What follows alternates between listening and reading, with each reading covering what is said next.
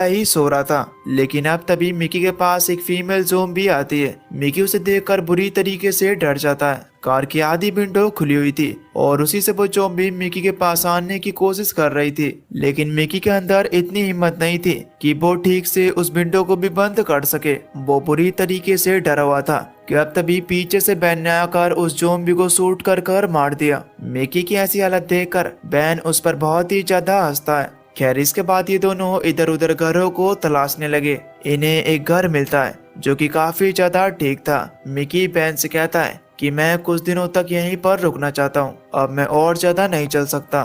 तब बैन भी मान गया। मिकी रूम में जाकर एक बार फिर से एनी से बात करने की कोशिश करता है, लेकिन दूसरी तरफ से कोई भी रिस्पॉन्स नहीं आता। मिकी निराश होकर सोने लगा, लेकिन तभी एनी की आवाज सुनाई देती है। वो मिकी से कहती है कि मिकी, अब दोबारा से मुझसे कभी भी कांटेक्ट करने की कोशिश मत करना, वरना मेरी जान भी खतरे में आ जाएगी। यह कहकर वो कनेक्शन कट कर देती है। खैर, अगली सुबह जब बैन बाहर घूमने के लिए जाता है, तब वहाँ पर उसे एक ज़ोंबी मिला जिसे किसी ने यहाँ पर बांधा हुआ था। बैन उस ज़ोंबी को पकड़कर अपने साथ घर में ले जाता है और उसने उस ज़ोंबी को मिकी के साथ एक कमरे में बंद कर दिया। मिकी बुरी तरह चिल्लाता रहा, लेकिन बैन दरवाजा नहीं खोलता। दोस्तों, दरअसल बैन ने ऐसा इसलिए किया था ताकि मिकी के अंदर जो ज़ोंबीज़ को लेकर डर है वो उसके अंदर से निकल सके।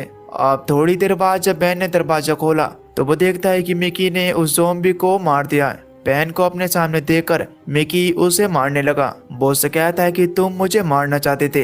यह कहकर वो बाहर आ जाता है। उसे समझाने के लिए उसके पीछे पीछे बैन भी आया। मिकी बैन से कहता है कि अब मुझे ये नहीं लगता कि हम लोग बच पाएंगे, क्योंकि कल रात मैंने एनी से बात की थी। उसने मुझसे कहा था कि मैं उससे दोबारा कांटेक्ट ना करूं, वरना उसकी भी जान खतरे में आ जाएगी। ये कहते कहते मिकी बहुत ही ज्यादा इमोशनल हो जाता है। अब अगले दिन ये दोनों अपने सफर पर आगे बढ़ते हैं। इन्हें रास्ते में एक कार दिखाई देती है। ये उसे देखकर खुश हो जाते हैं, क्योंकि अब इन्हें भी अपनी कार के लिए पेट्रोल की जरूरत है। बैन एक कैन लेकर उस कार के पास जाता है। वहीं मिकी ये नोटिस करता है कि इस कार का बोनेट काफी ज्यादा गर्म हो रहा है, यानी कि ये कार अभी अभी यहाँ पर आई है। बैन जल्दी जल्दी उस कार से पेट्रोल निकालने में लग गया, लेकिन हैरानी की बात तो ये होती है कि उस कार में पेट्रोल भी नहीं होता। अब तभी बैन देखता है कि मिकी की गर्दन पर एक आदमी ने चाकू रख रखा है। दोस्तों, दरअसल इसी आदमी की एक कार थी। बैन उस आदमी पर गन तानते हुए कहता है कि जल्दी से मिकी को छोड़ो, लेकिन वो आदमी बैन से कहता है कि मुझे तुम्हारी गाड़ी की चाबी चाहिए,